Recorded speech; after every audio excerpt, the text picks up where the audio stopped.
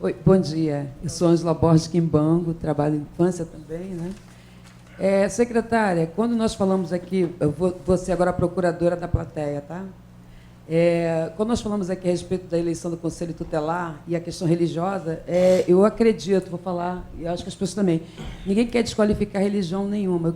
Na verdade, o que aconteceu no Rio de Janeiro, e a gente acompanhou, quem trabalha com infância que acompanhou, ficou em torno de uma guerra entre a igreja evangélica e, esse ano, a igreja católica. Os outros anos que nós tivemos a eleição do Conselho Tutelar aqui, a Igreja Universal do Reino de Deus vinha ganhando as eleições. Por quê? Porque eles faziam aquilo que não pode ser feito, que é proibido. Pegava lá um caminhão, um ônibus e levava as pessoas nos locais para votar naquele candidato X que era da igreja. Então, na verdade, assim, é aquilo que a senhora falou, né? De maneira nenhuma confrontando o que a senhora disse, é apenas colaborando para que a senhora entenda. Aqui no Rio de Janeiro, quem trabalha com infância, as pessoas que têm compromisso com a infância, inclusive advogados que trabalham com infância, têm que ter compromisso com a infância antes de qualquer coisa, né? A gente vê que essas pessoas não têm nenhum compromisso com a infância.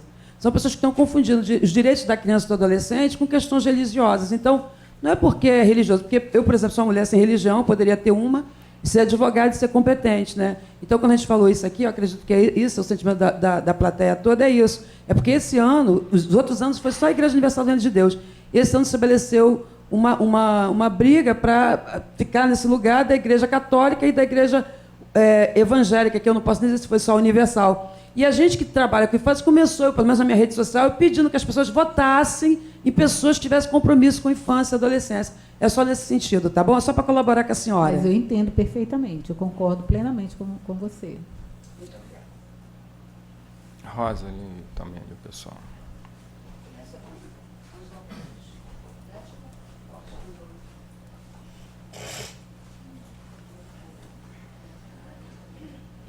Bom dia, senhor juiz, doutor Sérgio Luiz, senhor Leonel Brizola, doutora Petrúcia, bom dia. Meu nome é Renata, eu sou major da Polícia Militar do Estado do Rio de Janeiro, atualmente reformada há 2 anos. Fiz faculdade de Serviço Social na FRJ com o intuito de me imbuir das questões sociais que a família, a criança está envolvida, onde mora, onde frequenta, a educação formal, a educação não formal. E aí eu tive que refazer conceitos e desfazer conceitos para que eu pudesse atuar como assistente social. E aí o que acontece? Eu percebo, hoje trabalho numa instituição filantrópica, eu estou de licença, eu percebo que as políticas públicas não se conversam. A gente tem a política de saúde, a política de educação, política de habitação. A mesma criança que passa pela política de educação é a mesma atendida na clínica da família. E aí que a gente percebe que nas instituições sociais, as ONGs em especial, que tem um trabalho de contraturno, quando entra em contato com uma escola que a criança vem dando algum tipo de alteração, demonstrando alguma necessidade de trabalho diretamente com aquela família, você percebe que a escola não tem nenhum preparo para acolher aquela criança e trabalhar a família. Hoje eu faço pedagogia também no Instituto Superior de Educação, quero me tornar uma profissional mais completa, e isso é bem notório. Eu queria entender por que no Rio de Janeiro essas políticas não se conversam. A questão da religião é muito forte. E aí eu fico com essa dúvida. Fui conselheira do CMDCA por 2 anos, fui reeleita pela minha instituição, e aí eu preciso dessa indagação. O que falta para as políticas públicas se falarem, uma dar apoio à outra? Falta cumprir o que a lei manda, articulação. A lei fala em articulação. Infelizmente, os integrantes da rede não se entendem como rede e desconhecem muitas vezes o que é articulação. E quando eu falo integrantes da rede, o judiciário pertence à rede, tá, gente? O meu discurso nunca é, como falou aqui a secretária Petrúcia, de defesa institucional. Que é um outro problema que a gente tem na infância e adolescência, né? Na infância e juventude, nessa área. Não, a minha instituição é maravilhosa. Toda a culpa de tudo que acontece do ruim é por causa daqueles outros ali. Porque aqui é tudo perfeito, maravilhoso e tal, né? E assim, eu sempre digo, quando a gente conversa com alguém que integra a rede e que vem com esse discurso puro de defesa institucional, para mim é uma fala totalmente desqualificada. Desconsidero totalmente que não é assim que funciona. Todas as instituições que trabalham, né, que integram essa rede de proteção à criança e adolescente, elas precisam avançar, né? E só a partir do momento que elas têm uma ideia lúcida sobre isso é que esse avanço pode acontecer. E como juiz aqui, na minha experiência prática, hoje eu vou vivenciar isso, tá, gente? Eu não tenho bola de cristal. Mas se a gente puder conversar amanhã, eu terei casos para contar para vocês de falta de articulação. Sabe por quê? Porque hoje eu vou sair daqui, vou almoçar e vou para Campo Grande fazer audiências concentradas em um abrigo de adolescentes.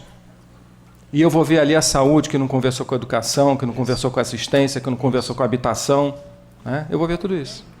Eu vou ver o que eu vi no abrigo que eu fiz audiência há pouco tempo, em que uma mãe com comprometimento mental, mas daquele problema de saúde que... Doutora Rosana, por favor, pode ir, doutora. Nada, que isso. Por favor. Rio de Janeiro, se você chega muito antes, você chega depois. Tudo bem, doutora? Tudo bom? Então, essa senhora morava com o pai, ela tem um filho de 8 anos, ela morava com o pai cuidava da medicação e pagava o aluguel da casa que eles viviam. Era a única fonte de renda dela, o pai era a única pessoa da família com fonte de renda.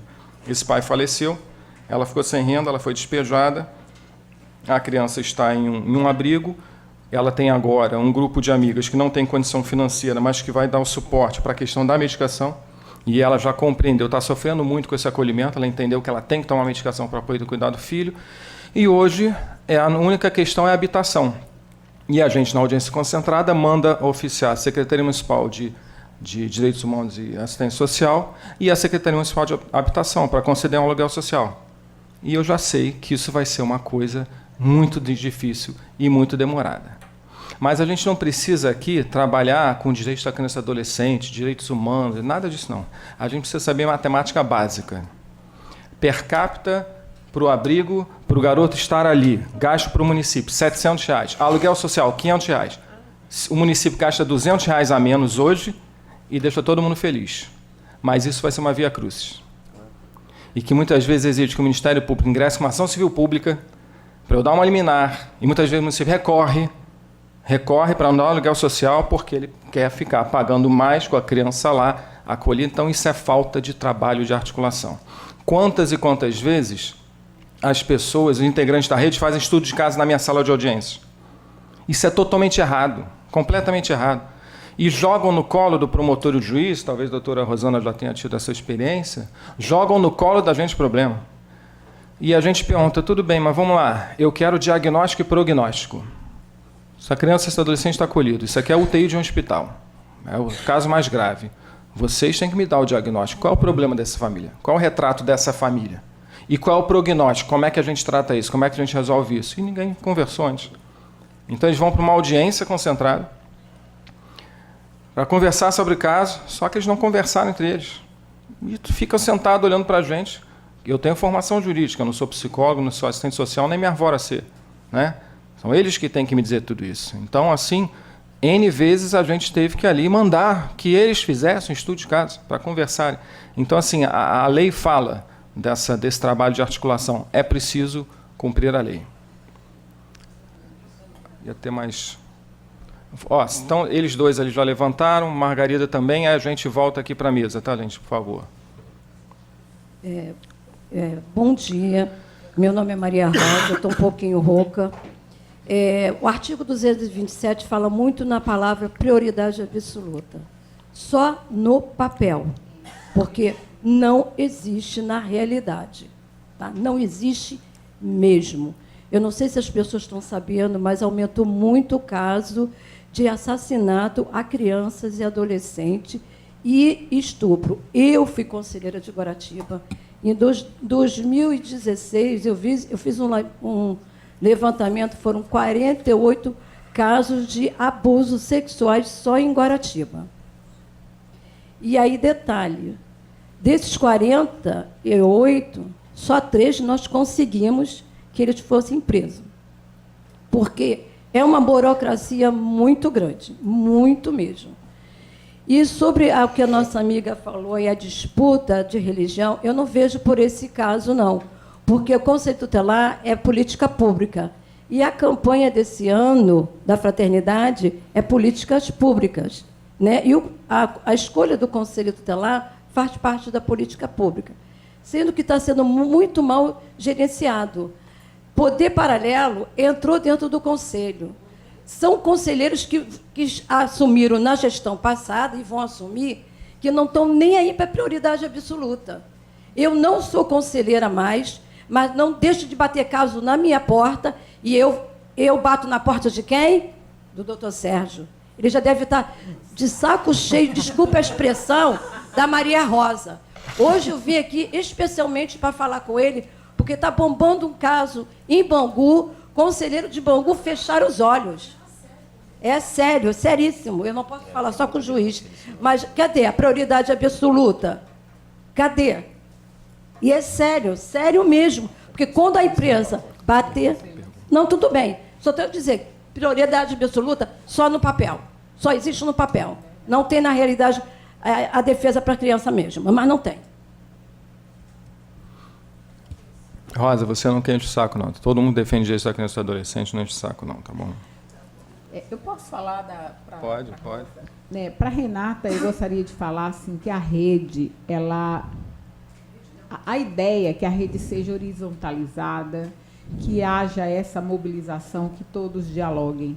Só que a gente observa que essa rede ela é afetiva. Se eu te conheço, a coisa flui. Se eu não te conheço, ou você é de outro partido ou defende esse ou aquele, eu te ignoro. Então, eu acho aquela questão que eu falei da relação clientelista e da relação cidadã. Eu acho que a gente precisa ter essa relação cidadã. E quando a Maria Rosa fala da prioridade absoluta, Maria Rosa, o CNMP agora fez uma pesquisa, e eles tiveram uma reunião comigo, doutor Márcio Rogério, e ele me falou que em 12 anos de gestões passadas, só 5 milhões foram investidos para o socioeducativo. Então, esse conselho, né, Conselho Municipal, que essas questões aí, quem faz toda a legislação, quem coordena toda essa questão da eleição ou do processo de escolha do Conselho Tutelar é o Conselho Municipal dos Direitos da Criança e Adolescente, com todos os seus membros, tanto governamental como não governamental. E o Ministério Público é o órgão fiscalizador. Só que não se organiza, e aí vira o que a gente está vivendo, e aí a prioridade continua sendo relegada. E eu acho que se a gente não se juntar, sair do campo do lamento e ir para o campo da ação, mudar essa realidade, como eu não sei também. É juntos que a gente vai achar essa saída, essa solução. E aí? Bom dia a todos. Me chamo Anderson Pinheiro. Eu trabalho na Secretaria Municipal de Assistência Social e Direitos Humanos, no CRAS José Carlos Campos. Trabalho na parte administrativa e há quase 2 anos lá.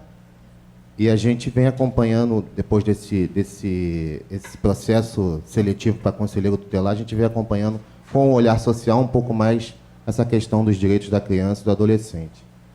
E esse ano, o que eu pude perceber é que houve uma total desestrutura, desorganização nessas eleições, não só pelo CMDCA, mas também pelo apoio do TRE. Se não fosse o pessoal da Secretaria Municipal de Assistência dando a colaboração também, eu não sei como seria essas eleições, essas apurações. Eu saí na segunda-feira, às 4h30 da manhã, daqui do Centro de Convenções, onde foi feita a apuração do meu território de Madureira, que eu participei do processo seletivo do Conselho Tutelar. E, antigamente, os conselheiros eles entravam com uma média de 100, 200 votos, que como é uma coisa facultativa, o eleitorado quase não participa. Dessa vez teve conselheiro que arrebentou 1.500, quase 2.000 votos, o que configura com certeza aquele apoio daqueles blocos religiosos, voto de cabresto, entendeu? Curral. No meu território, 3 conselheiros que já estavam no Conselho Tutelar e todas as lideranças das comunidades do meu território que não estavam apoiando, os 3 entraram, porque teve o apoio religioso daquele território. Entendeu?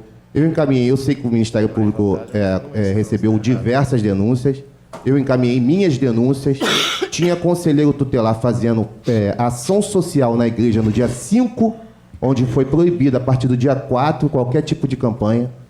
Eu encaminhei tudo isso para o Ministério Público e gostaria de dirigir minha pergunta ao doutor Leonel Brizola, que é da comissão, e eu participei até da última palestra que ele deu de audiência pública na Câmara dos Vereadores, com o doutor Raymond, eu estava lá. E gostaria de perguntar ao doutor Leonel Brizola sobre o que os vereadores estão acompanhando em relação a essa apuração, a essas denúncias ao Ministério Público. É só isso, agradecer a oportunidade a todos aí e dizer que a gente também está acompanhando e que é uma justiça em relação a essa apuração, né? Responda? Claro. Obrigado, Anderson. Bom, a comissão recebeu, assim como o meu gabinete, inúmeras queixas na eleição. A gente está compilando todas elas, eu somando por baixo aqui, eu tenho mais de 25 denúncias diretamente no meu gabinete, na comissão. A gente está compilando todas elas, vai verificando que de fato são verídicas ou não, que tipo de incidência aconteceu no pleito. Mas, claro, e assim apuradas nós vamos encaminhar. Temos muita questão, principalmente pela falta de organização, né? Mudança de local de votação, sem publicidade, falta de transparência, uma falta de diálogo claro. E isso ficou evidente... Perdão, estou um pouco rouco, que nem a companheira estava falando. Isso ficou evidente, Anderson e doutor Sérgio, quando realizamos a audiência pública para a eleição e o Conselho Municipal não foi. A presidenta não foi. Quer dizer, eu entendo como um descaso. Você estava ali na véspera da eleição importantíssima e as pessoas, na verdade, te convocou justamente para explicar como é que ia ser essa votação. Como é que foi alterados os locais de votação? Por que não se deu publicidade aos locais de votação? Porque a prefeitura também não fez uma campanha dos locais de votação que foram mudados. Inúmeras pessoas, né, foram aos locais de votações que eram anteriores e foram modificados. E bateu com a cara na porta, você me desculpa a franca. Verdade. E, inclusive, outros casos mais graves. E outros casos mais graves. Outros casos mais graves. Houve, sim, essa falta de transparência deu a oportunidade de setores obscuros quererem fazer um aparelhamento. Isso foi fato. Tanto em locais como milícias, tráfico e aparelhamento das igrejas, principalmente as neopentecostais. Isso foi claro, porque é a que mais se colocam e se envolvem na política. Não sei se é uma meta deles, como é que é. Sim, Anderson, não. Aí eu acho que cabe, na verdade, uma questão mais profunda. Eu acho que aqui é o ambiente extremamente apropriado para que a gente crie mais transparência nesse debate. Falta mais transparência dos setores que trabalham com as crianças e adolescentes. Falta mais transparência do Conselho Municipal, da própria Secretaria da Prefeitura que cuida dessas áreas. A Comissão da Criança e Adolescente tem visitado diariamente os abrigos. Essa terceirização, ela é danosa. Essa terceirização nos abrigos, ela é danosa. Eu não vou dar um relato aqui agora, porque eu vou finalizar essas visitações, mas há locais que questões gritantes e chocantes e inaceitáveis. Tudo isso por conta do terceiro setor. Agora, nós temos que fortalecer cada vez mais a solução nesse sentido, e eu não vou me estender mais, mas nós devemos fortalecer principalmente nos mecanismos de participação. Nos conselhos. Nós precisamos dar voz, transparência e criar essa interseção setorial de todos os lados. E a gente já fez diversos debates na Câmara de Vereadores sobre essa questão. E essa é a questão de fato, ela tem que partir de 2 pontos: do executivo e do judiciário também. O legislativo, ele acata, promove as leis e fiscaliza.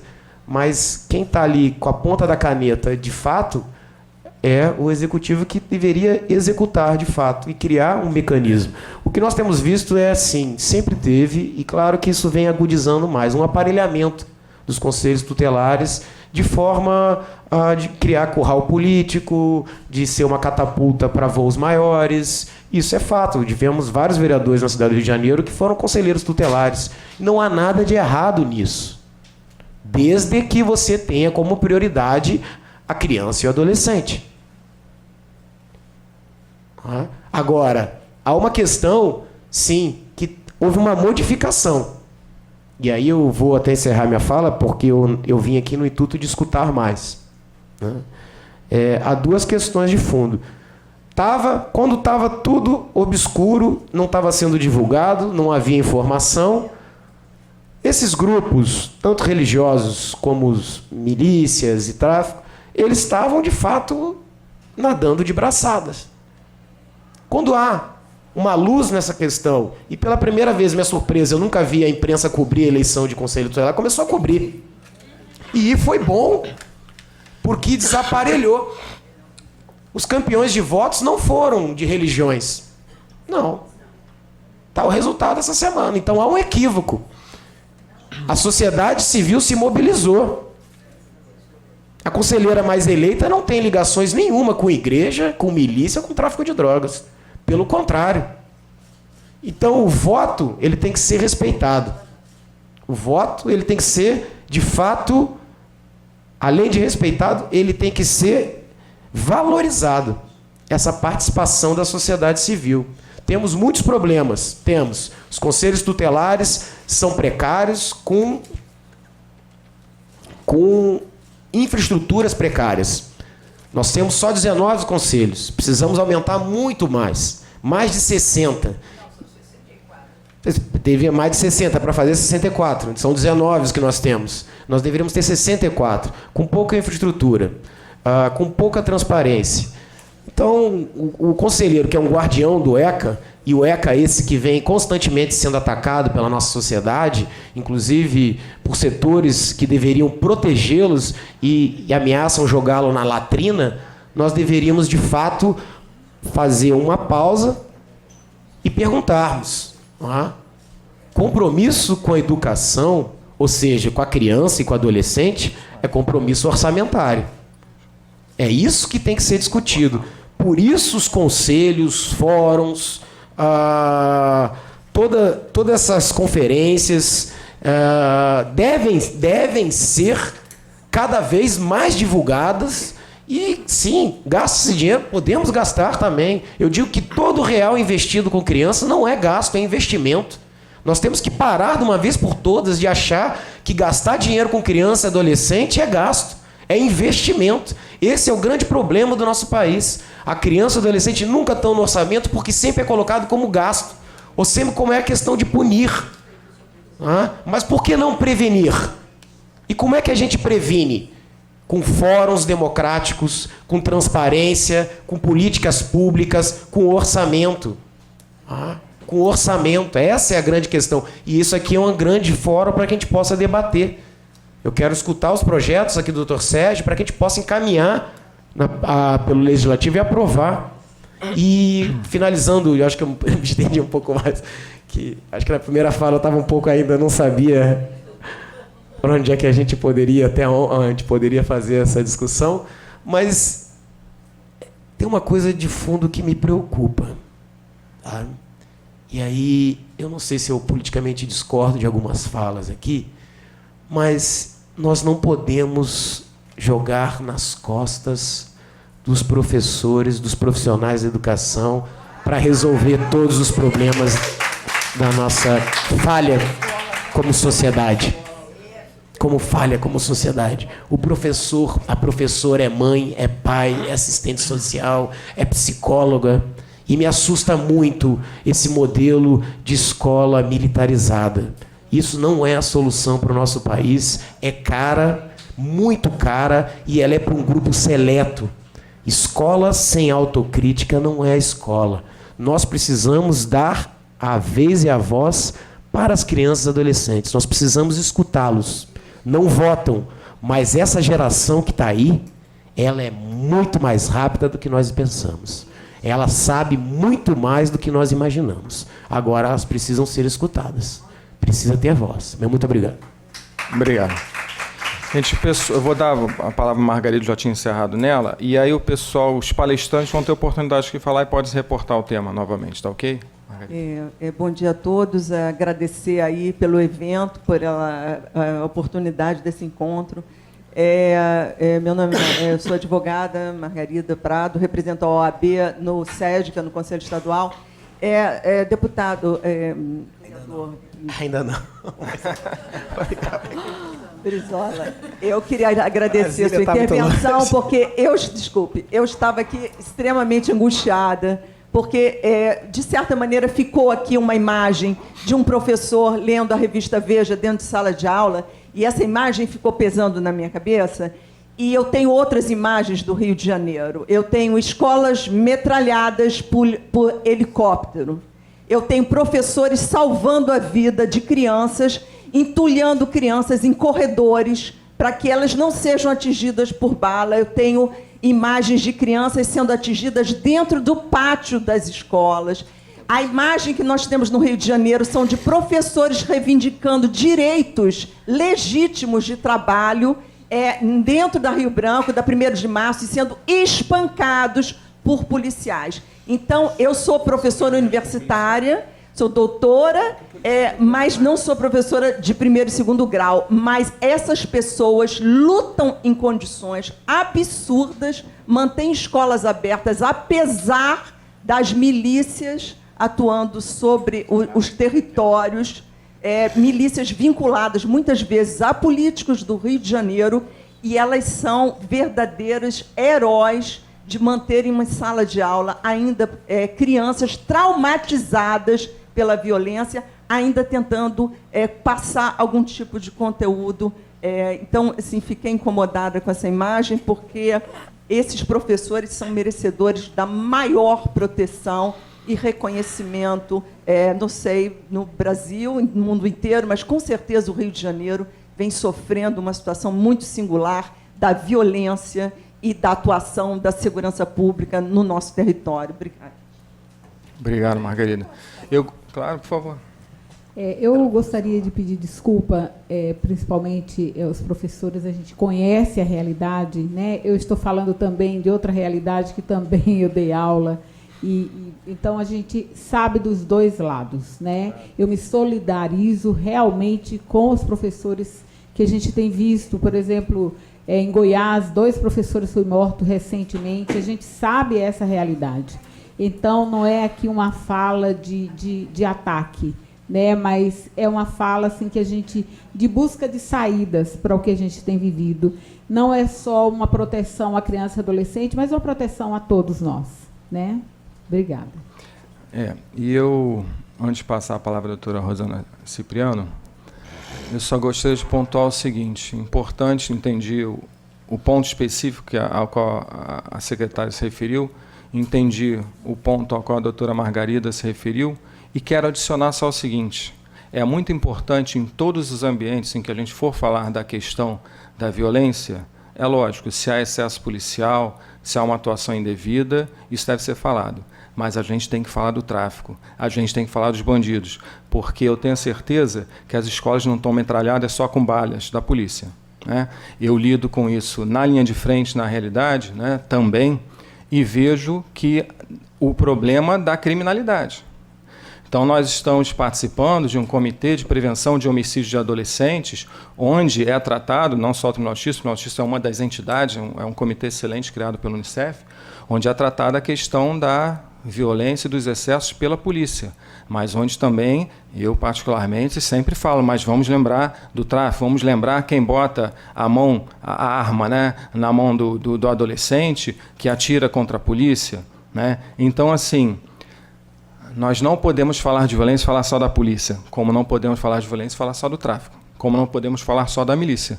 Eu acho só quero pontuar o seguinte, né? A gente não se esquecer que houve um caso de 8 adolescentes, né? A notícia de 8 adolescentes assassinados, e que os corpos, pelo tráfico, e que os corpos foram dados aos porcos, porque comem inclusive os ossos e não deixam nenhum vestígio.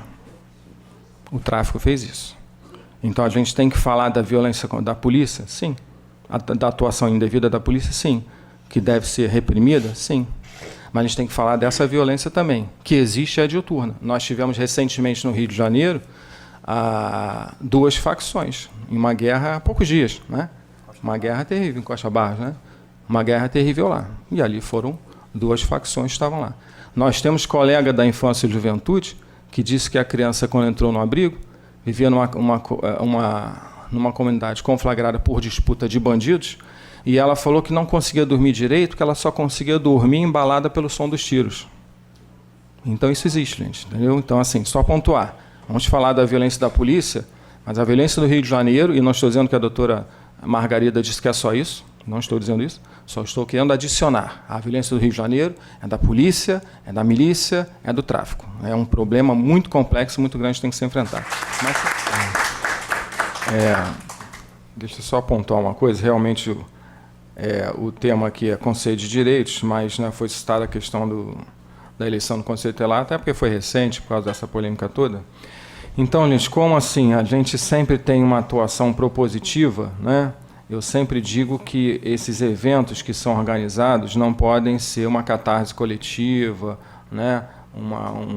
Uma análise coletiva. A gente tem que, isso aqui tem que servir para a gente olhar para frente e saber de forma objetiva o que vai fazer. Então, 2 coisas. Primeiro, já falo com cacuete de magistrado. Todo mundo sabe que não se quer, porque todo mundo viu, porque todo mundo se quer lá, isso não serve para nada judicialmente. Tá? Então, assim, falando bem objetivamente, eu já destituí, tá, 2 conselheiros tutelares da minha área, em processos que foram, ações que foram propostas pelo Ministério Público com lastro probatório, que é o que a gente chama de justa causa numa ação judicial. Perfeito. Tem que ter lastro probatório. É lógico. Porque se a gente acha, não, mas todo mundo sabe que ele foi por causa disso, aquilo. Tá, então a gente vai lá e condena ele porque todo mundo sabe, sem uma prova. Só que amanhã alguém pode olhar para você e falar, agora eu vou tirar de você está porque todo mundo falou. E você, não, peraí, comigo tem que ter prova. Né? Então, os direitos e garantias fundamentais somente são realmente direitos e garantias fundamentais quando são para mim e para o meu inimigo. Né? Rui Barbosa. Então, a gente tem que ver isso. Então,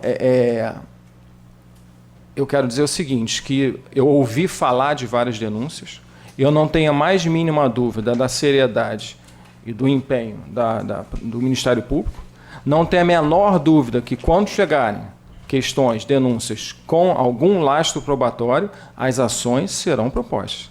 E o Judiciário vai atuar analisando, abalizando e julgando, né, e destituindo até se for o caso ali. Então não tem a menor dúvida disso. Só para pontuar que quando a gente fica num clima, eu vi muito um clima de todo mundo sabe, todo mundo viu, foi uma irregularidade total, aí parece que todos os candidatos, a fala, né, quando a gente vem, parece que todos os candidatos eleitos cometeram irregularidades totais, completas, absolutas. Calma. Mas ele tem apoio da igreja. Espera aí, mas vamos lá. Ele tem apoio da igreja. Lá na igreja dele, ele falou, olha só, eu vou me candidatar a conselho tutelar. E todo mundo, pô, legal, ele é um cara bacana, ele tem uma história e tal, eu vou votar nele. E ele tem votos no meio pessoal da igreja. Problema? 0, nenhum, tudo bem. Né? Agora, ele é da igreja. Eu vou me candidatar a conselho tutelar. Ah, maravilha. No dia da eleição, estou com ônibus aqui, tá? Vou levar o pessoal, cafezinha, sanduíche para todo mundo, tá? Depois tem ingresso no cinema. Aí é outra história. Entendeu? Então, assim, a gente nunca trata, judicialmente, a gente nunca trata dessas questões em tese. A gente não vai julgar o todo mundo disse, o pessoal falou, não. A gente vai olhar para cada caso, individualizar e tomar as decisões que têm que ser tomadas, inclusive quanto à eventual destituição. Um outro detalhe, e foi bem acentuado aqui pela doutora promotora.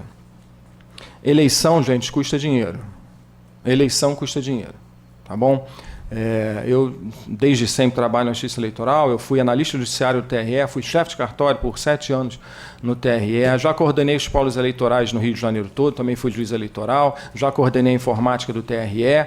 Eleição custa dinheiro, né? A gente imagina aí dezenas de milhares de urnas eletrônicas, de locais de votação, de sessões eleitorais, de pessoal ali.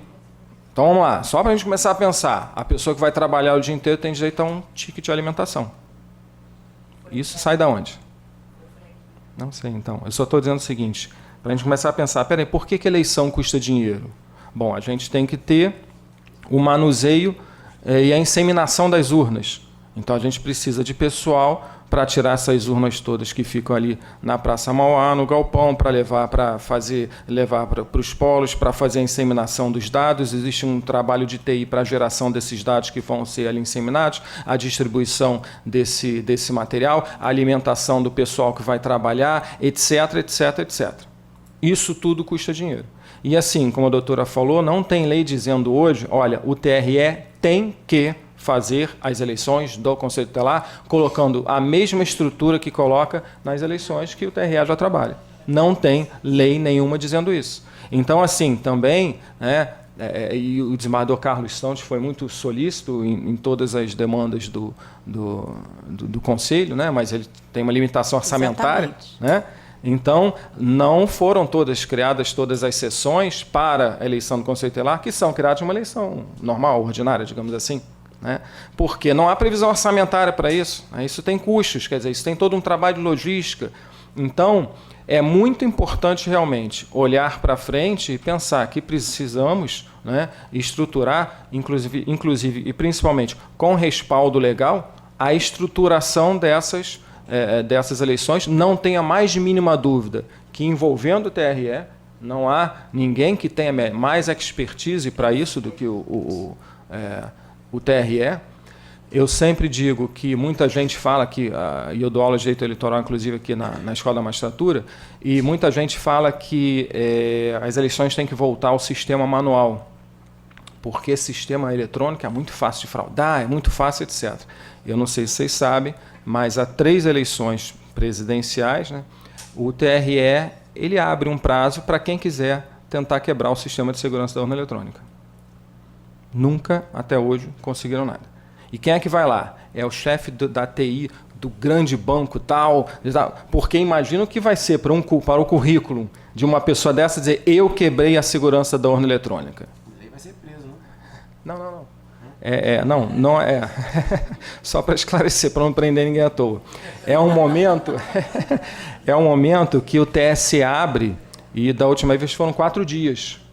E ele fala, o pessoal está lá, isso é feito lá no TSE, está ali a urna, o sistema de transmissão, tudo aquilo que a gente utiliza no dia da eleição é permitido que eles tentem ali, né, que o que faria um hacker. O que faria um hacker? Uma pessoa que ataca esse sistema. É permitido. Até hoje ninguém conseguiu absolutamente nada. Então, por que eu estou pontuando isso? Porque eu não tenho a mais mínima dúvida que o TRE tem estrutura e tem expertise para organizar bem essas eleições. E, né, se faltou também essa estrutura, gente, esse dinheiro para cobrir esses custos, para que a eleição tivesse a estrutura devida, veio de onde deveria vir? Entendeu? Então, é só sempre a gente não esquecer, né? Criticar a estrutura que foi. Como a doutora falou, o sistema está bom? Não está, mas espera aí. Vamos só atacar a pedra? Não, espera aí, mas o que eles fizeram? Eles trabalharam com o quê? Qual a estrutura que eles tinham? Qual o dinheiro que eles tinham para fazer isso? Que isso custa dinheiro, né? Onde é que está dizendo que lá o TRE tinha que trabalhar com 100% da capacidade dele? Então, acho que são coisas importantes para a gente olhar para as próximas eleições e para essas que já foram realizadas, repito, não tenho dúvida, levem para o Ministério Público todas essas denúncias. E o que tiver lá, acho probatório, tenha certeza que vão gerar ações e o Judiciário vai julgar com o rigor que for necessário. Bom, voltando ao nosso tema aqui, gente, eu vou então agora falar rapidamente para depois a gente compor a próxima mesa. No título aqui do nosso evento, vocês veem que a gente tem aqui, ó, Conselhos de Direitos da Criança e do Adolescente, 2 pontos. Protagonismo deliberativo como dever-poder de agir. Protagonismo deliberativo como dever-poder de agir. O que quer dizer isso? Isso é o seguinte, gente, é que em direito administrativo, né, a gente fala muito no poder-dever de agir da administração pública. Né? Porque quando muitas vezes a lei fala que a administração pode isso, pode aquilo, pode, né? Na verdade, isso não é uma mera faculdade para o administrador público. O administrador público ele é um gerenciador do interesse público, né? Então, daí o princípio da indisponibilidade, né, desse interesse público, e, como tal, ele não tem, nas mais das vezes, mera faculdade. Ele tem um dever de agir e, havendo instrumentos, mais de um instrumento para atender àquele interesse, aí sim vem a faculdade dele de escolher algum daqueles instrumentos que melhor se adequa àquele caso concreto que precisa de uma atuação. Aí está a faculdade dele. Mas a faculdade dele nunca está em escolher agir ou não. O administrador público ele tem o dever de trabalhar para implementar todos os direitos garantidos fundamentais. Todos. Agora, como ele vai fazer isso, com que prazo, com quais instrumentos, etc., aí é que vem a faculdade do administrador e é uma faculdade que é dada como competência daquele poder e o judiciário não pode se imiscuir nisso por causa da insindicabilidade do mérito administrativo. O judiciário não vai se substituir à vontade desse administrador. Mas o judiciário, sim, pode e deve cobrar que ele atue. Né? Muito bem. Os conselhos de direitos, eles não têm uma mera faculdade de agir. Eles não têm um mero poder de agir. Eles têm um dever de agir. Por isso, eu coloquei aqui a expressão que a maioria da doutrina de direito administrativo fala em poder-dever de agir. Mas o Celso Antônio Bandeira de Mello, ele inverte, ele fala em dever-poder de agir. Porque ele diz que antes de a gente entender como uma faculdade, a gente tem que entender como uma obrigação. Então, os conselhos de direitos não foi à toa que a lei, no Estatuto da Criança e do Adolescente, tratou deles, não foi à toa que eles foram criados, que existem leis criando, né, cada um dos conselhos de direitos, não à toa foram atribuídas a eles competências. Então, só para a gente ficar naquela ótica de que o Conselho de Direitos ele não tem uma mera faculdade de agir quanto a realizar algum trabalho para a implementação de políticas públicas para criança e adolescente. Não, ele tem um dever. Ele tem um dever. E se ele tem esse dever, né, ele tem que se estruturar para poder cumprir esse dever. Logo, e essa é uma alegação que eu ouço muito, a mera alegação de que não sabemos como se faz isso, né? Mas é muito complexo isso, questão do dinheiro, esse dinheiro que entra, como é que gasta e tal, fazer um edital de orçamento público, avaliar isso, incluir na lei do orçamento e tal. Não sabemos fazer isso, essa justificativa, para não dizer desculpa, já está totalmente fora de moda, né, gente? Porque há muito tempo que esse tema já é falado. E aquela história, eu também não sabia nada de Conselho de Direitos até a hora que eu passei e estudei. E hoje vamos estudar mais, vamos ter aqui uma técnica dizendo exatamente, né, tecnicamente, como é que bota esse dinheiro lá, como é que se gasta dinheiro lá, e essa doutora. A doutora vai falar disso para mim. Eu sentei para olhar, para aprender. Inclusive no evento que teve na MP, a doutora Rosana organizou, eu também assisti a excelente palestra, que vocês vão ter oportunidade de assistir aqui, fui lá para aprender. A gente tem que sentar, tem que estudar, tem que aprender. Só que eu não tenho, né? Eu não tenho aqui, eu posso até participar, como qualquer do povo pode participar de uma reunião de um conselho de direitos, mas ali como ouvinte. Eu não integro o conselho de direitos, né? O judiciário não integra, não tem direito a voto, etc. Pode participar como qualquer um. Mas quem integra tem um dever-poder de agir. O dever-poder de atuar para implementar e efetivar essas competências. Então, nós temos aqui dois grandes desafios, né, em relação aos fundos de direito à criança e adolescente, que são administrados pelos conselhos de direitos. O primeiro grande desafio, são duas grandes frentes de trabalho. Tá? Primeira frente de trabalho, gigantesca, fortalecer o caixa dos fundos dos direitos da criança e do adolescente. Segunda, capacitação e atuação dos conselhos. Bom, por que eu digo capacitação e atuação dos conselhos, gente? Porque a gente sabe, os conselhos têm composição paritária e as pessoas integrantes, tanto da parte do governo quanto da sociedade civil, têm que ir para lá preparados, sabendo o que eles vão fazer lá, principalmente sabendo suas potencialidades. Porque, assim, é muito importante aquilo. A minha fala, eu ministrei uma palestra para os juízes do último concurso, aprovados no último concurso.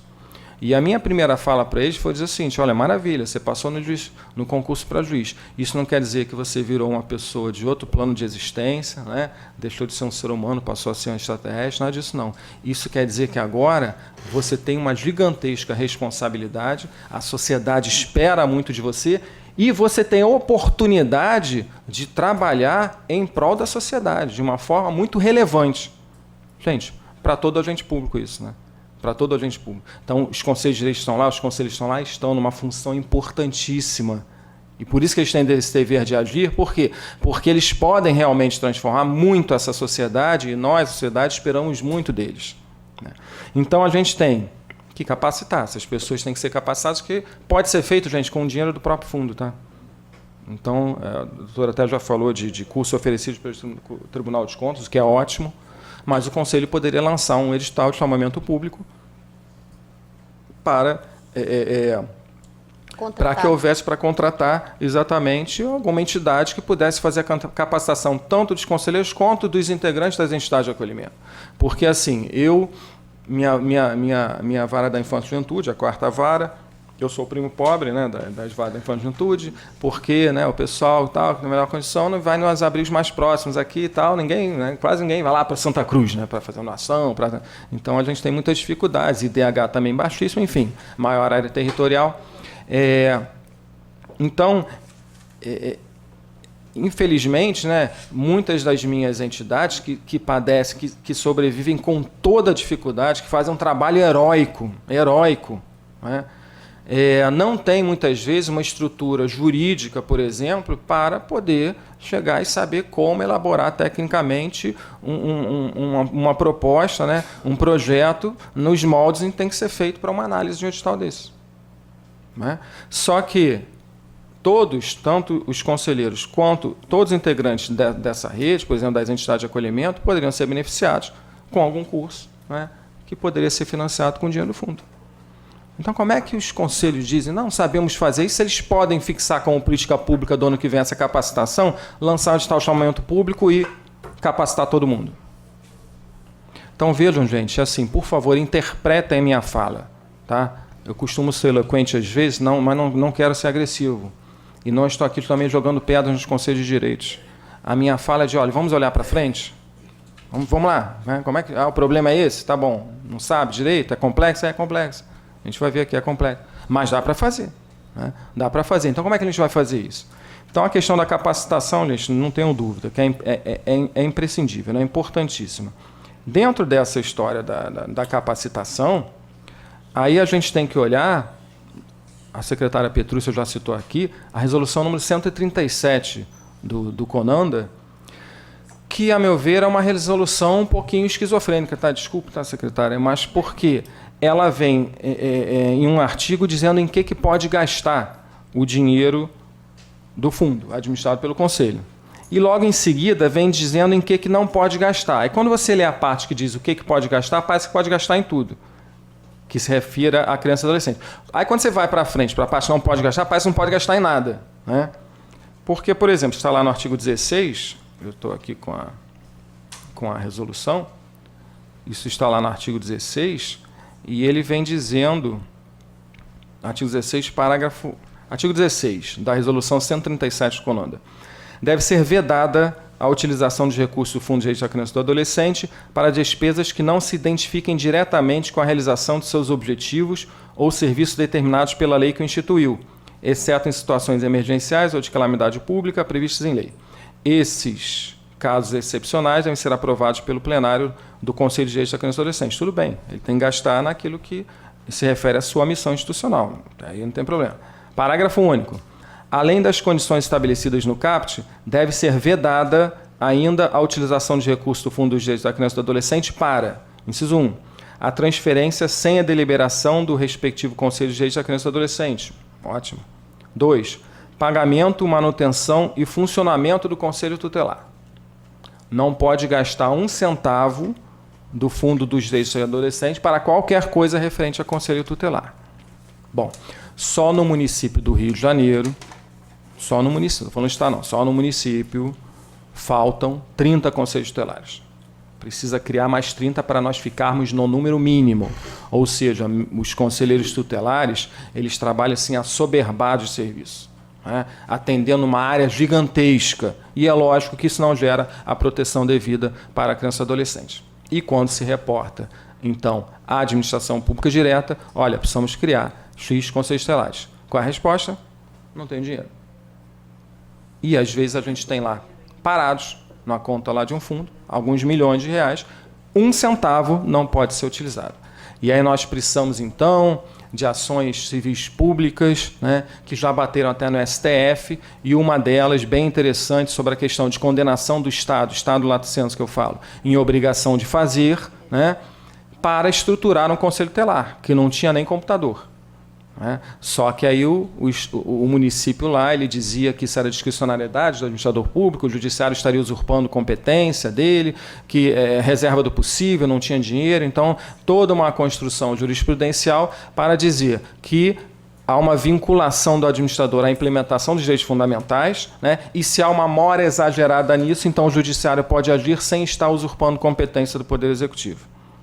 Mas vejam quantos anos essa causa levou para chegar ao STF. Então, assim, isso tem que ser revisto, né? A meu ver. Como é que no estado de coisas em que nós estamos, não se pode gastar 1 centavo do direito lá desse fundo para o Conselho Tutelar? Se me permite uma parte, assim, sim, né? sim, claro. Com relação a essa temática, né? Eu faço até o registro, porque o doutor Sérgio, ele é modesto, ele não fala, né, do que ele mesmo já decidiu. Eu, por acaso, já tive a oportunidade de ajuizar uma ação civil pública para estruturar o Conselho Tutelar da área dele, lá. E, doutor Sérgio, eu estou acompanhando agora na instância recursal, foi muito prospectivo. Colocou multa lá para que o município, por descumprimento por dia, que ele inobservasse esse descumprimento, ele fosse penalizado com isso. Nós estamos acompanhando, naturalmente, eles recorreram. O Ministério Público já ajuizou só na capital do Rio de Janeiro. Nós temos 19 conselhos tutelares. Dos 19, temos 18 ações civis públicas. Só um que, por enquanto, ainda está em nível de recomendação. Então, assim, a situação é drástica mesmo, são sucateados. E assim, nós estamos agindo, e vem essa jurisprudência, tem as instâncias recursais, a coisa demora a acontecer, a sociedade não entende por quê que está lá o Conselho Tutelar, foi feita uma reportagem lá, o Conselho Tutelar do Centro, cheio de gambiarra, gato, com risco de incêndio lá no equipamento. Eles foram filmar, pediram, eu estava, por acaso, fazendo uma inspeção, doutora, eles podem vir? Eu digo, pode, fiquei lá. E o Ministério Público está fazendo o quê? Ajuizando a ação, porque eu tenho... Como é que a gente vai entender essa demora, esse tempo, né? Agora nós conseguimos bloquear nos cofres públicos pela falta de descumprimento da sentença. A doutora Mônica Labuto deu a sentença de procedência para estruturar o Conselho Tutelar de Madureira. Levou anos. Nós tivemos que executar as astrentes e agora nós conseguimos o bloqueio de 12 milhões de reais dos cofres públicos e estamos tentando fazer um termo de ajustamento de conduta, porque há uma dificuldade de mandar para o fundo, porque se pudesse utilizar esse dinheiro, doutor Sérgio, do fundo, para, de alguma maneira, atender a algumas peculiaridades do Conselho, eu mesmo, enquanto Ministério Público, estaria defendendo a ida dos 12 milhões diretamente para o fundo. Consegui mandar para o fundo 6 milhões dos 12. E os demais...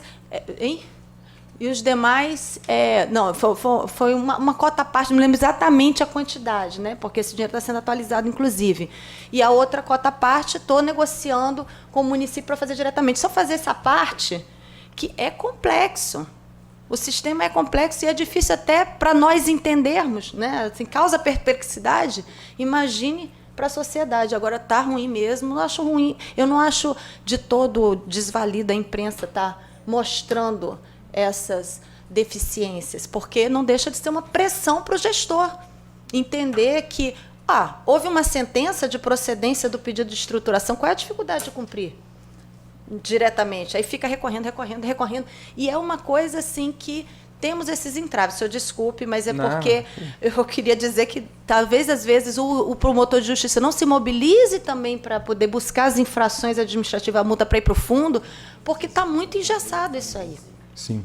E assim, gente, antes que venha a alegação, que em regra vem, porque muitas vezes não se entende o seguinte: realizar um trabalho não significa paralisar outro. Nós temos, sempre brinco com isso, nós temos que seguir o que diz lá a música dos Titãs, tudo ao mesmo tempo agora. Temos que fazer tudo ao mesmo tempo agora. Né? Porque alguém sempre fala assim, não, mas espera aí, se o Conselho de Direitos tiver que financiar isso aqui, aí a administração pública direta, aí mesmo que ele não vai investir então mais nada. Né? Pelo contrário, nós temos que fazer um trabalho com, e particularmente aqui com o Legislativo, porque na lei do orçamento, né, não estou falando de Conselho de Direitos, não. Estou falando na lei do orçamento de cada ente da federação tem que ter lá o orçamento para a infância e juventude e para atender as demandas da infância e juventude. Então, essa é uma briga que tem que ser feita lá contra o Legislativo. Então, não quer dizer que a gente também ignore que isso é muito difícil, a gente não tem esse atendimento e quando conseguir lá, que pelo menos esteja previsto na lei do orçamento, será que a gente vai conseguir o orçamento total? Porque tecnicamente, gente, como a Constituição diz que criança e adolescente é prioridade absoluta, o orçamento tinha que ser feito assim, pela Casa Legislativa. Vamos lá. Valores necessários para atendimento de 100% das demandas de crianças e adolescentes na área protetiva e socioeducativa. X, tá bom, X milhões para isso. Agora o resto do dinheiro a gente vai dividir para tudo o restante. Isso tecnicamente seria o correto. É isso que está acontecendo hoje? Não, gente. Nós não temos muitas vezes rubrica orçamentária específica para criança e para adolescente. E quando tem, é em valores ínfimos, né, que não conseguem sustentar tudo que é necessário. Então a gente tem que ter uma luta permanente lá na questão do orçamento, para essas despesas ordinárias, mas não podemos ignorar a realidade que as demandas não estão sendo atendidas. E as crianças e adolescentes estão sofrendo hoje. Então a gente não pode falar, vou deixar então de usar um instrumento que pode ser muito poderoso, que é o dinheiro dos fundos da criança e do adolescente, para isso, porque talvez daqui a 20, 30, 45 anos, né, lá na lei do orçamento, eles coloquem todo o dinheiro que é necessário, e aí, enquanto durante 20, 30, 45 anos as crianças e adolescentes aí vão sofrendo. Não, gente. A gente tem que fazer as duas coisas, e eu já vou dizer como isso pode ser feito. Já vou dizer como resolver em relação a essas vedações do artigo 16, parágrafo único. Inciso 4, outra vedação. O financiamento das políticas públicas sociais básicas em caráter continuado e que disponham de fundo específico nos termos definidos pela legislação pertinente. Políticas sociais básicas em caráter continuado. Em relação à criança e adolescente, o que a gente pode pensar que não é política social básica em caráter continuado? Pensa em alguma coisa em educação e me diz que não é uma política básica continuada. Pensa em alguma coisa em saúde. Pensa em alguma coisa em assistência. Pensa em alguma coisa, me diz. Em direito da criança e adolescente, o que não é política social básica de caráter continuado? Por isso que eu falei que a lei é um pouco esquizofrênica, porque ela diz em que pode gastar, parece que é tudo, mas quando vem as vedações, particularmente aqui no inciso 4, não pode gastar em nada. Não pode gastar em nada. E o inciso 5, investimentos em aquisição, construção, reforma, manutenção e ou aluguel de imóveis públicos e ou privados, ainda que de uso exclusivo da política da infância e da adolescência. Então você tem um abrigo, uma entidade de acolhimento, e vamos botar até pública, né? Pública, e ali o telhado está com problema e está chovendo em cima da cabeça das crianças. Não pode gastar, pelo que está aqui, mas já vamos ver que isso aqui tem uma flexibilização, tá? Mas pelo que está aqui, não pode gastar um centavo do dinheiro do fundo, aquele fundo pode ter lá 5 milhões em conta, o conserto do telhado ali vai custar 10 mil reais, não pode gastar para isso. Isso fere a lógica do razoável. Sob a alegação de que não, mas isso tem que ser financiado lá pelo ente da federação, pela administração direta. Então, a gente vive no País das Maravilhas, né? A gente se conforma com essa verdade formal, sabe que ela não é realizada, e enquanto a gente fica com aquela história, se entre as minhas ideias e os fatos há um abismo, tanto pior para os fatos. Tem gente que pensa assim. Se entre as minhas ideias e os fatos há um abismo, tanto pior para os fatos. Ou seja, ele não está muito preocupado com a realidade, está preocupado com aquela ideia que está na cabeça dele. E a realidade que a gente vê é outra. Muito bem, qual é a solução, gente, para isso daqui? Já foi dada até uma pelo próprio Conanda, né? Que está na resolução número 194 do Conanda. Então, essa resolução que a gente viu é a resolução 137, mas veio a resolução 194 do Conanda, que diz o seguinte... É uma resolução curtinha, que ela veio só para flexibilizar uma norma. Ela diz o seguinte, inclui parágrafo 2º no artigo 16 da Resolução 137, né? Então inclui um parágrafo 2º aqui nesse artigo 16. Esse parágrafo 2º do artigo 16, então, diz o seguinte: os conselhos estaduais, municipais e distrital dos direitos da criança e do adolescente poderão afastar a aplicação da vedação prevista no inciso 5. A vedação prevista no inciso 5 é essa de fazer qualquer obra, reforma, etc. Poderão afastar a vedação prevista no inciso 5 do parágrafo anterior por meio de resolução própria, que estabeleça as formas e critérios de utilização de recursos, desde que para uso exclusivo da política da infância e da adolescência, observada a legislação de regência. Então, o que acontece? O próprio CONANDA, na resolução 194, ele permitiu que os conselhos estaduais, municipais e distrital, por decisão própria, flexibilizassem quanto a esse inciso 5. Então, e eu já conversei com a secretária sobre isso, uma oportunidade de conversar sobre isso lá em Brasília, com a ministra Damares também, uma reunião que a gente teve lá, muito longa, muito boa, dizer o seguinte: olha só, o CONANDA tem que flexibilizar tudo. Né? Aliás, tudo não, aquela parte que fala de não aplicar o dinheiro no que não seja a missão institucional do Conselho, essa parte não. Agora, quanto ao restante, Conselho Tutelar, né, essas políticas sociais permanentes, tem que permitir que os conselhos, e aí cada conselho que está diante ali da sua realidade. A realidade do Conselho Municipal do Rio de Janeiro é uma, e de um município lá do interior do Nordeste é outra. Cada conselho que vai saber quais são as suas necessidades, a sua realidade, e vai, então, decidir flexibilizar naquilo que ele entende necessário, de acordo com essa realidade. Então, naquela ideia que eu falei, não vamos ficar aqui chorando, porque eu já disse que está totalmente fora de moda, não aguento mais isso. Em evento da infância e juventude, ficar chorando que os direitos da criança e do adolescente não são respeitados, que coisa terrível e tal, e ninguém propõe nada, né, de objetivo. Então está aqui a proposta concreta objetiva, que eu acho que os conselhos, né, fica a minha sugestão para os conselhos estadual, municipal, estão presentes aqui, vão falar daqui a pouco, que então busquem isso junto ao CONANDA, para que isso venha lá, que seja posto em votação lá no CONANDA, para que o CONANDA flexibilize tudo, aqui do artigo 16, do parágrafo único da Resolução 137, para que os conselhos possam, então, decidir. Essa é a minha primeira proposta. Uma segunda proposta, que já foi apresentada e já virou projeto de lei no âmbito federal, estadual e municipal, é a seguinte, e aí vem um outro campo. Eu falei do primeiro campo, que é grande campo de trabalho, que é da capacitação dos conselhos. E o segundo, assim, e dentro dessa história de capacitação e funcionamento dos conselhos, gente, olha só, o pessoal tem que comparecer. Isso que a secretária falou é fato. As pessoas têm que comparecer, têm que votar, né?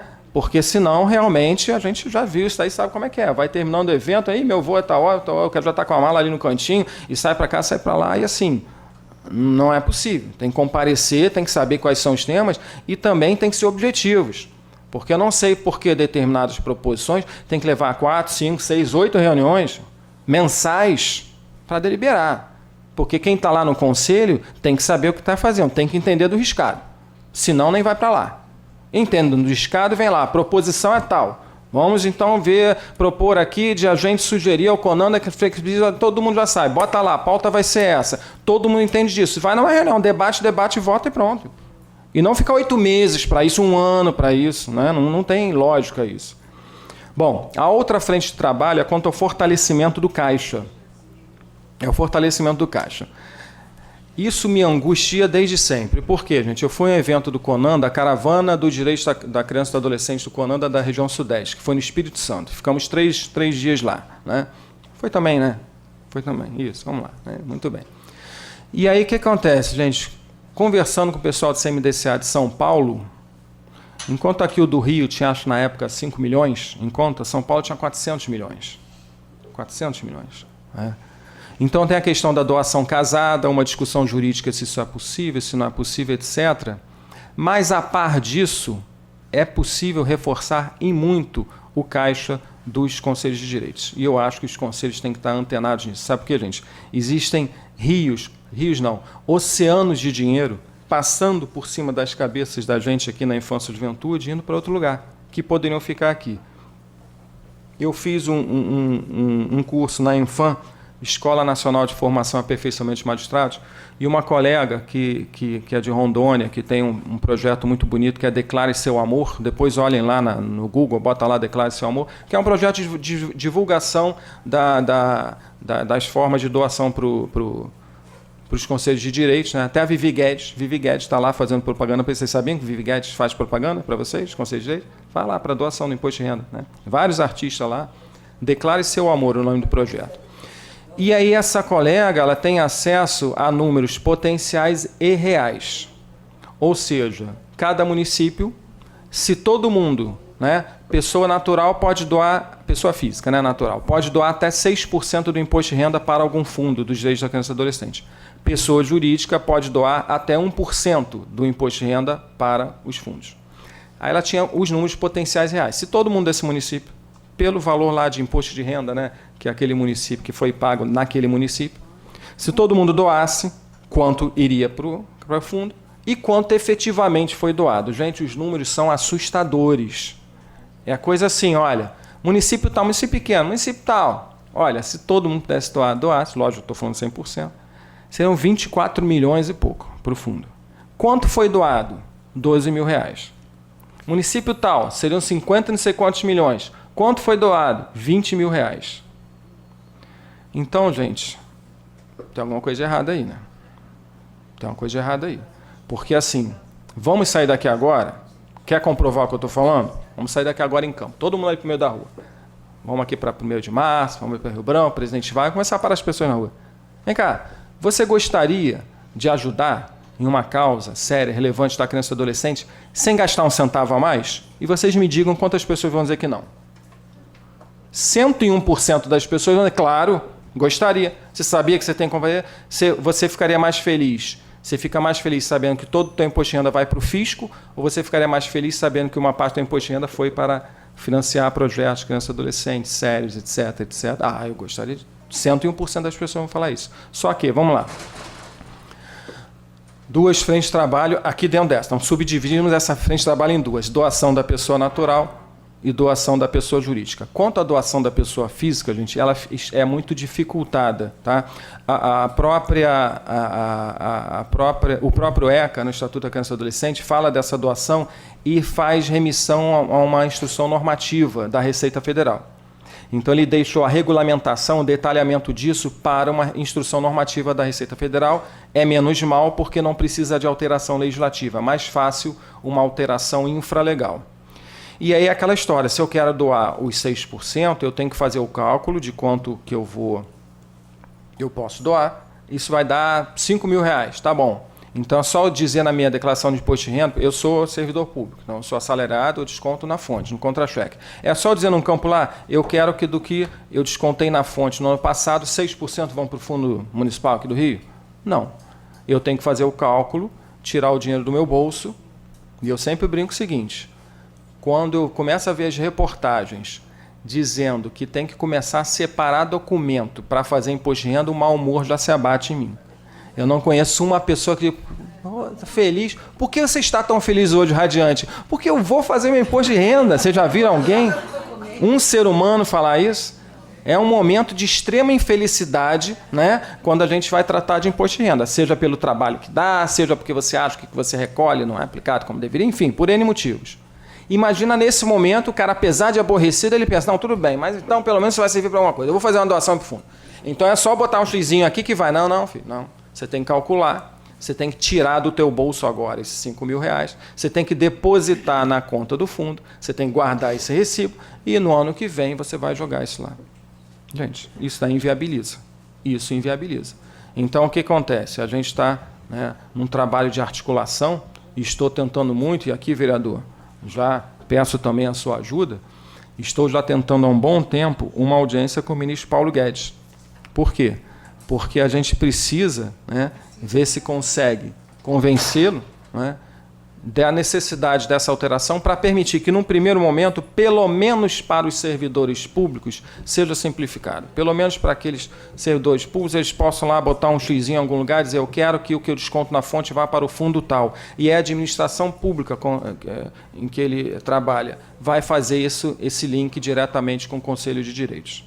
Então, não tenha mais mínima dúvida, menor dúvida, gente, de que se isso acontecer, e eu fizer uma campanha na intranet do tribunal, só para os servidores do tribunal, e disser, olha só, gente, agora é só você botar o xizinho lá, que o dinheiro vai para o fundo municipal, estadual e tal, que no dia seguinte eu tenho 15 mil doadores. Eu não tenho a menor dúvida disso. Então, vocês imaginem o que isso vai potencializar as doações. Então, assim, nós estamos aqui, né, estou dirigindo aqui especificamente ao vereador, mas temos N pessoas aqui que têm influência política, articulação, então vamos articular nesse sentido. Tá. Isso em relação à pessoa natural, à pessoa física. Em relação à pessoa jurídica, já tem um projeto, que foi ao qual me referi, que já foi apresentado em nível federal, estadual e municipal, que é o seguinte, na licitação, na fase de habilitação. Então, para quem não sabe, a licitação é dividida em 5 fases, uma delas é a habilitação, que é a comprovação com documentos, etc. e tal. Então, colocar como requisito na fase de habilitação que a empresa comprove que faz a doação, que o licitante comprove que faz a doação para algum fundo da infância, ou municipal, estadual ou federal. Então, lá, toda pessoa que quiser contratar com a administração pública, na licitação já vai ter que, naqueles documentos que ele junta lá no envelope de habilitação, já vai ter que ter documento comprovando que ele faz essa doação para algum fundo da infância e juventude. Esse projeto aqui no Estado foi apresentado pela deputada Tia Ju, que sempre, numa atuação incansável pelo direito da criança e do adolescente, vereador Célio Luparelli também, grande parceiro aqui no Legislativo Municipal, e pela deputada Leandre, que é da Frente Parlamentar pela Primeira Infância no Congresso Nacional. Então, vocês imaginem se a gente consegue emplacar isso a nível nacional e colocar isso lá na Lei 8666/93, né? Porque, a meu ver, equivocadamente, algumas pessoas entendem que as leis estaduais e municipais de licitação e contratos não poderiam tratar disso, só se estivesse na Lei 8666. Só que a Lei 8666, ela diz que trata de normas gerais, mas é tranquilo na jurisprudência e na doutrina que ela trata de normas gerais e especiais, né? E essa regra, a meu ver, seria uma norma especial, enfim. Mas se a gente consegue emplacar nisso, você imagina que não os vencedores da licitação, que todos os que participam da licitação, lógico, ele vai querer passar para a próxima fase, que é de julgamento. Para passar para a próxima fase, ele vai ter que comprovar que faz a doação. Você imagina a gama de doadores que a gente já não vai ter, então, arregimentado para os fundos dos direitos da criança e adolescente. Então, isso é um PL que já está tramitando a nível federal, estadual e municipal, sugestão nossa, e, graças a Deus, acatada aí por alguns louvados legisladores. E eu apresentei mais 2 sugestões. Já conversei com a deputada Leandra, ela esteve aqui no Fórum Nacional da Infância e Juventude, nós fizemos aqui no Tribunal, recentemente. Já conversei com a deputada Tia Ju e estamos conversando, começamos com a equipe do vereador Célio Parelli, estamos conversando agora com o vereador Brizola, né, a sugestão de 2 projetos de lei. Bom, vamos lá. A lei diz, o estatuto diz que as pessoas jurídicas qualquer pessoa jurídica pode doar até 1% do imposto de renda, né? A doação para a pessoa jurídica é muito mais simples, tá, gente, do que para a pessoa física. Muito bem. Qualquer pessoa jurídica pode. A gente, então, não pode obrigar, né, uma pessoa jurídica qualquer. A gente cria instrumentos para estimular aquele da habilitação, né, na fase de habilitação da licitação, instrumento para estimular. Muito bem. Mas eu fiquei pensando, peraí, mas e as empresas estatais? Essa expressão empresas estatais, no direito administrativo, engloba as empresas públicas e as sociedades de economia mista. Então, são pessoas jurídicas de direito privado, mas que integram a administração pública indireta. Então, nós temos a administração pública direta e a indireta. Na indireta, nós temos pessoas jurídicas de direito público, autarquias e fundações públicas, ou fundações autárquicas, e nós temos pessoas jurídicas de direito privado, as empresas públicas e as sociedades de economia mista. Essas empresas estatais, então sempre que eu falar de empresas estatais, eu estou falando de empresa pública e sociedade de economia mista, tá, gente? Essas empresas estatais podem ser criadas ou para a prestação de serviços públicos ou para realizar atividade econômica. E essas que realizam atividade econômica pagam, sim, imposto de renda. E muito imposto de renda. Quanto será que a Petrobras paga de imposto de renda? Né? E vamos imaginar em outras empresas estatais superavitárias. Muito bem.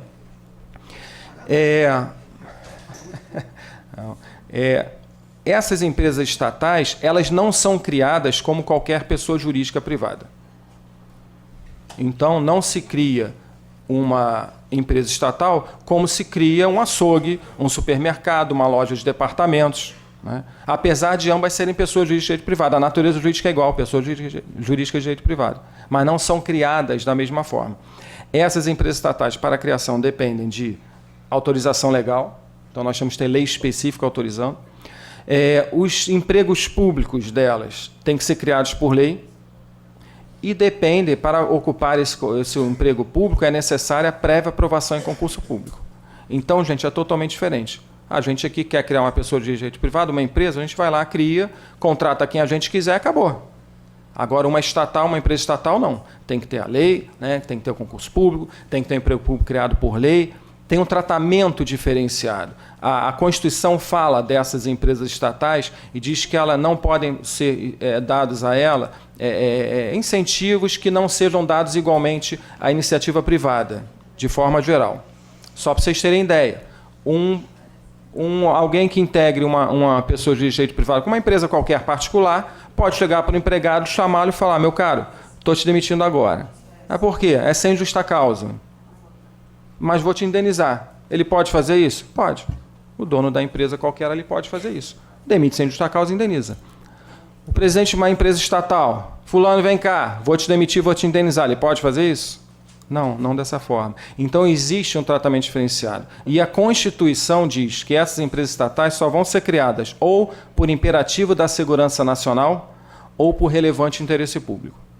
Muito bem. Então, olha só, imperativo da segurança nacional ou relevante interesse público. E a Constituição fez alusão a um estatuto das empresas públicas e sociedades de economia mista realizadoras de atividade econômica. Essa lei demorou a vir, mas já veio, Lei 13.303, se não me falha a memória. E ela fala da função de fomento, dessas empresas estatais. Então, gente, olha só, essas empresas estatais são criadas, a esmagadora maioria, por um relevante interesse público e elas têm uma função de fomento. Juntando, então, todos esses pontinhos, ligando todos esses pontinhos, eu acho que não seria descabido, não seria inconstitucional, muito pelo contrário, estaria nessa linha da ideia de fomento que elas têm que ter, essas empresas estatais, de dizer o seguinte: as empresas estatais, as empresas públicas, sociedades comunistas, elas têm que doar 1% do imposto de renda para algum fundo da infância e juventude. Tem que. Qualquer empresa privada pode. Essas empresas estatais têm que. Por quê? Porque qualquer empresa privada não é criada com a função de fomento. Mas a empresa estatal ela é criada com essa função de fomento. E isso estaria dentro dessa linha de fomento. Além do que, não se cria despesa nenhuma para a empresa estatal. Porque essa doação de imposto de renda não cria despesa. É só um direcionamento. Antes ela pagava 100% de imposto de renda para o fisco, agora 99% vai para o fisco, 1% vai para algum fundo da infância. E por não criar fomento, não criar despesa, eu defendo até que isso poderia vir por decreto do chefe do executivo.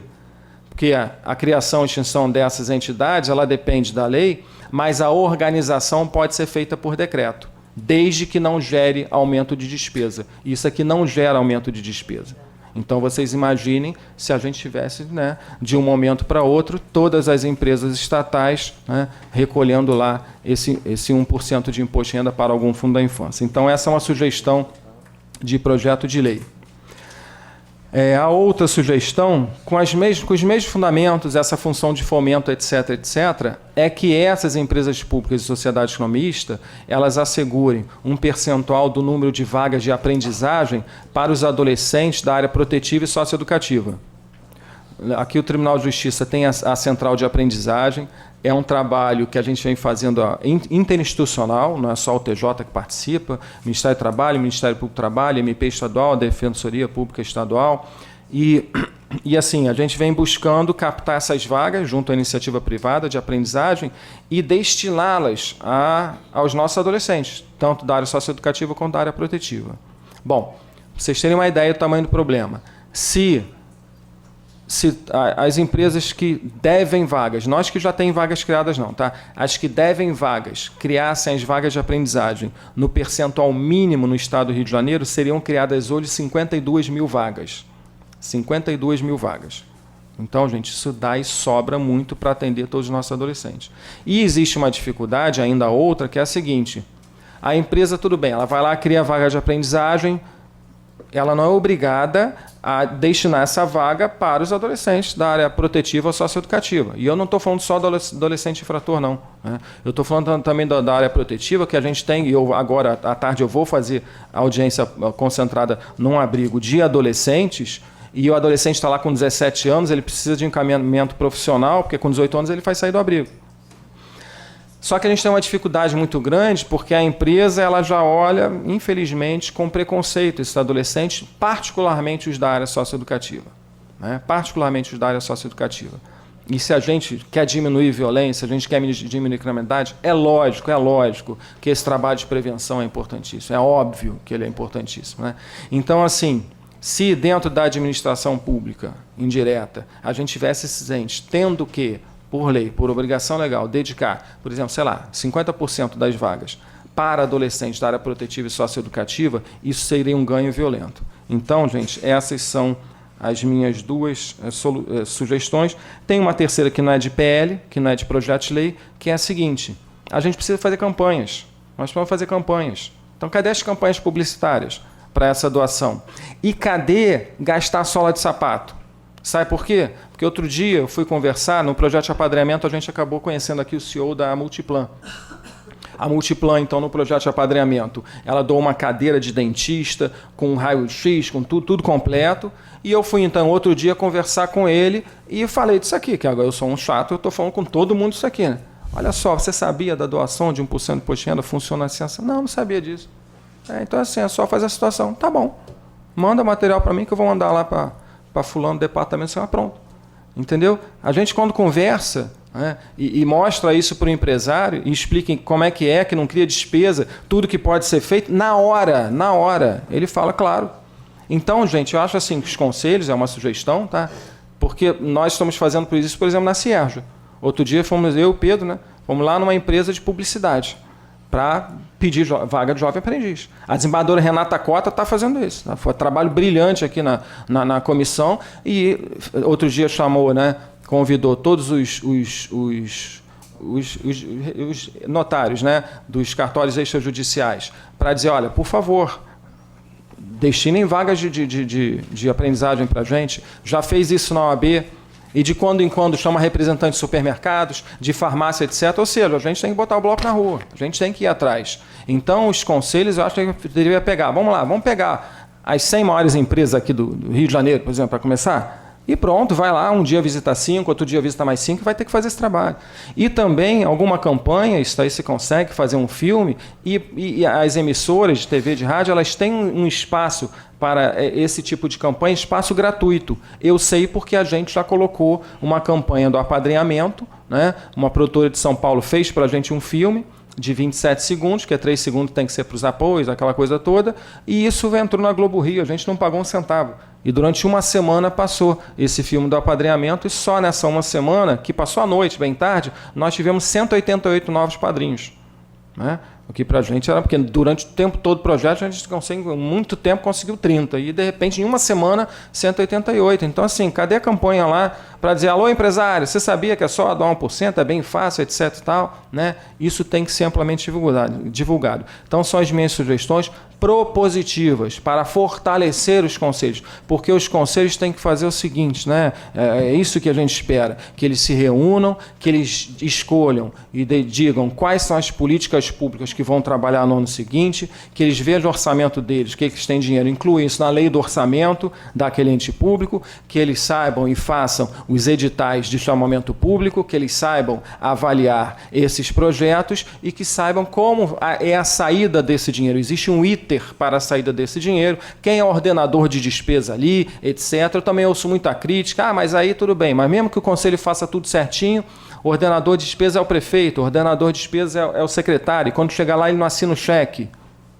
Tá, e aí, o que a gente faz? Senta e chora? Acende uma vela de 7 dias? O que faz? Aí, assim, eu fiquei estupefato com isso.